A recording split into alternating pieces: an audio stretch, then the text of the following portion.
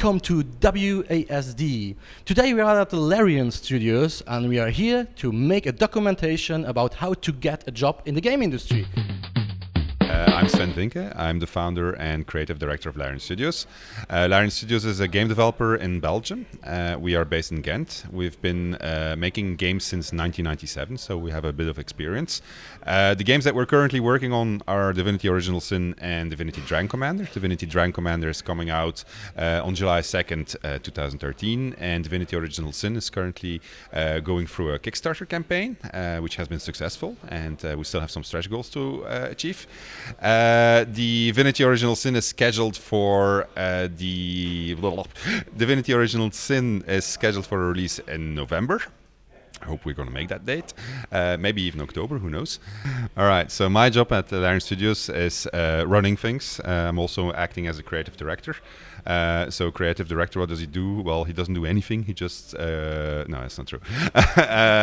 He just looks at what other people are doing and says, well, maybe a little bit like this, a little bit like that. And as far as possible, he lets the other guys do their thing. So what do we have in a game development team in terms of jobs and roles? We have a lot of artists. They are 3D artists, concept artists, animators. These are guys who typically went to either the academy or they went to specialized schools where they teach them how to do 3D modeling, or they went to animation schools. They also often follow extra schooling to help them in getting better at their skills, and they often also take on internships to even get better at what they do.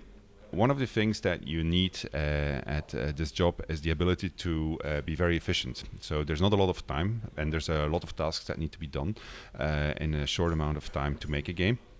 So there's quite a lot of work, and what's not accepted if you take too much time to do something. We need some people who can do their thing fast, so it's important that they are good at what they do when they start working at a game development company. So other than artists, we obviously have also programmers. These are typical guys who followed either informatics at university, or guys who went to a special school where they not only teach informatics, but also how to program in 3D, how to make game engines, those kind of things. Then we have a variety of other roles. We have producers. They're like managers, guys who typically either have a project management background, but also guys who, for instance, we have one producer who's a teacher. He studied teaching, and he's a very good producer because he treats his team as his pupils. So we also have designers. Designers have a mixed bag of roles. Some guys actually followed video game design in school, but some of them also. We have one designer, for instance, he's a historian, right? So it has nothing to do, but he can write, he can come up with ideas. He has a very large cultural background, so that helps when you're designing video games. We have another one who is PhD in German languages. It helps because he is a writer. So there's a variety of roles when it comes to game design. What we're looking for is people who are creative, who are efficient at what they do, who can communicate well, who are capable of understanding what is required from them in the functioning of a game development team, who are also ready to cope with a bit of stress, because it's a very stressy job. What else? Okay. So then we also have obviously sound engineers and composers. What their background is doesn't really matter to us, as long as they make good sound effects or if they make good music, then we're happy. But of course, like our composer, he's a graduate of the Tchaikovsky Conservatorium in Moscow, so he's not just a composer, he's a very good composer. And then we have people who work in quality assurance. These are people who test the game. So there's a lot of guys who think that video game testing is an easy job. You just have to be able to play games. It's requirement number one. You have to be able to play games, but actually you also have to be able to communicate very fluently. So you need to have a lot of communication skills. You need to be able to write extremely fast, because you have to write a lot of bug reports. You need to be very organized, very disciplined, because your job is to communicate to the rest of the team what's still wrong with the game. And these guys need to know exactly how to reproduce what the problem is with the game, and they don't want to lose any time. So the success of our Kickstarter campaign depends on sufficient people pledging money to it. So we have a set funding goal, which is $400,000. At this time, that has been achieved. We are now at $510,000 today, and we still have 10 days to go in our campaign. So we hope we're going to go a lot above our initial funding goal. So that's why we formulated what's called stretch goals. And stretch goals basically means if a certain threshold is met, then we are going to add extra content to the game. Like for instance, yesterday actually we managed to meet our first stretch goal, which was adding something called the shelter plane at the end of the universe. And now we're going to make a new stretch goal, which is called personality traits and talents. It's a very cool feature which we hope we will be able to add to our game. And our stretch goals like this, they all go all the way up to $1 million. So we would have to double the funding amount, and we actually have hopes that we will manage this. There's a whole bunch of rewards which are available to people who pledge for our Kickstarter campaign. These go obviously at the lowest amounts from getting the game to getting 2 copies of the games, and they go all the way up to be able to design statues in the game, NPCs in the games, pets, even dialogues that you can have between each other in the game. And there's a whole tier of physical rewards also, including signed copies, signed concept art, but even exclusive statues of what it's called teleporter pyramids, which are something very special in Divinity Original Sin. Okay. Yeah. Thanks a lot. You're welcome. My name is Tristan. I'm the lead artist at LARIAN Studios. Before that, I did several other companies, and for now, I think it's the longest company I'm working in for this moment, 5 years. And the way how I became a lead artist here at LARIAN Studios is actually a very comfortable transaction between an artist and a lead artist, because the most people chose me to be a lead artist. So it was nobody saying to me, no, now you're going to be the lead artist. Actually, the artists themselves decided, look, you would be the best man to do the job now. So I was already feeling very comfortable from the beginning to being a lead artist here at LARIAN Studios. So what my tasks actually are is sometimes frustrating for me as an artist, because I like to make art, but as a lead artist, you don't make art anymore. What you do, you follow up your artists, you see if they can get their goals, if they can make their goals. What I also do whenever they have like technical problems, the editor doesn't work, for example, I always step in, make sure that they can continue, so they have not a lot of moments where they're frustrated and angry and stuff. So that's about my job. So it's always managing with people, talking with people. I'm also the person between like design, code, and art. So whenever design needs something or code needs something, they always come through me, and then I can see who's the best person for that possible job. Okay. Thanks a lot for the interview. No problem. Bye. Well, I started as a designer on Divinity 2, the previous game that LARIAN made. That was about 5 years ago. And I was hired as a scripter and quest designer, so I was part of the team that came up with all the stories, the little stories that we have in the game. And we had to implement them as well by using our script engine and dialogue system. So that's what I did on Divinity 2. And now on Original Sin, the new game we're making now, I'm a lead designer, so I'm managing the team of scripters and designers that we have here, and keeping an eye on all aspects of the design aspect of the game. Okay. What do you need? Which skills do you need to enter the game industry as a 3D artist or an artist or designer? Well, it really depends on the job, yeah. If you want to be 3D artist, then obviously you need very good artistic skills and drawing skills, so you can draw concept art, for example, and have a very good visual imagination.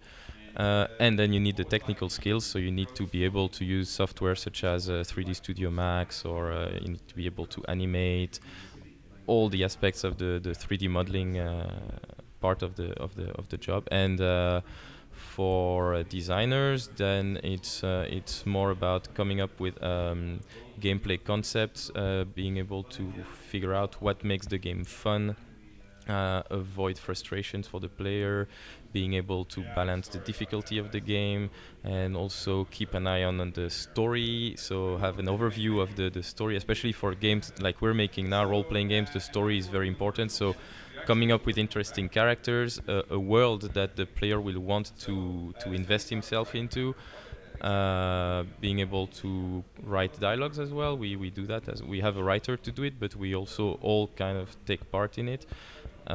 So that's also require a lot of creativity and imagination. I think that's the key thing for any job in the games industry is mainly creativity, imagination, and problem solving as well, because we always have to overcome obstacles, and so yeah, that's the main thing. Okay, I actually got this job by accident. Okay.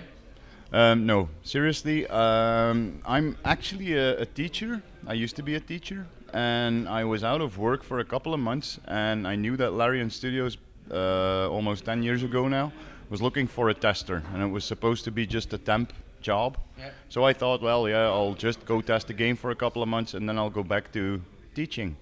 And I apparently never found the exit here. So 10 years after, and I'm still here.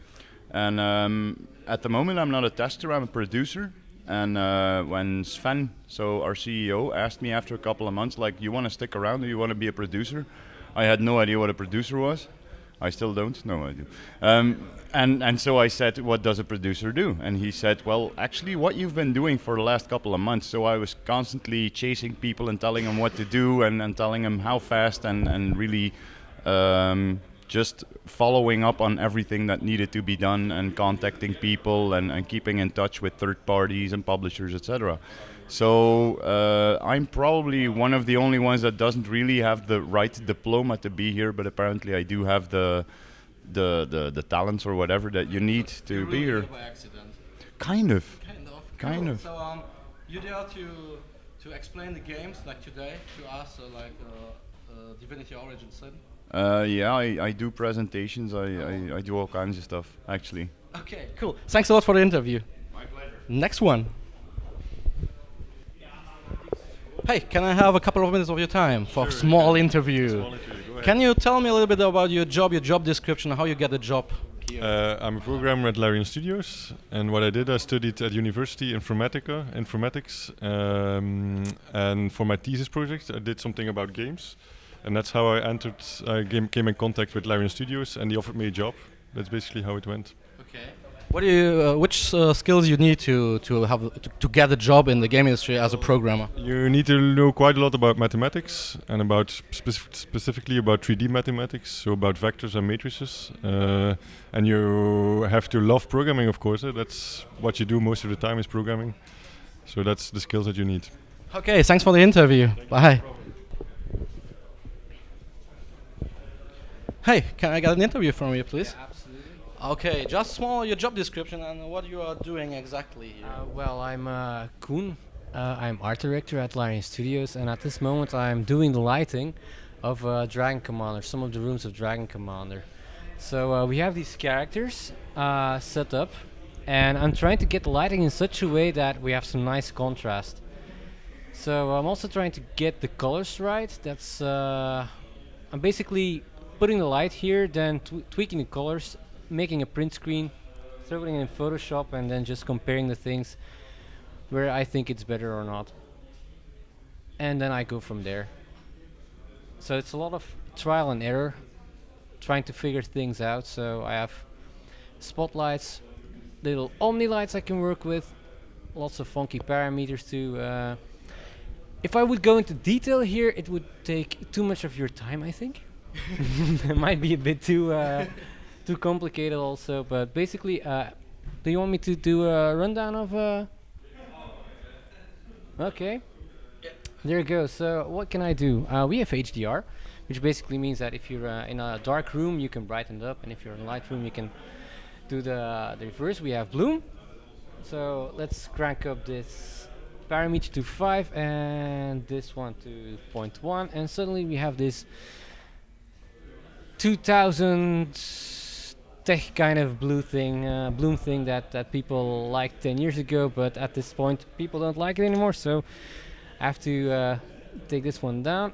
We have also saturation parameter, in which I can decrease and increase the color, have some contrast parameters to make things really dark and gritty. For example, I'm doing it right here like this. We even have a lens flare thing in here, but since there's no sun, I'm not gonna activate it. Depth of field, also something we have, but yeah, as you can see, it's interesting, but it needs a lot of tweaking. Wait, I might actually do something here. Let's see. Yeah, I need to change the focal distance a bit. Yeah, there we go. So now I'm focusing on what's in front of me, and everything in the back is blurry. So lots of really cool stuff we can do with this engine, with this editor. But as you can see, there are so many parameters to go through. It takes really a long time before you get something decent out of it. Okay. Thanks a lot for your time. Bye.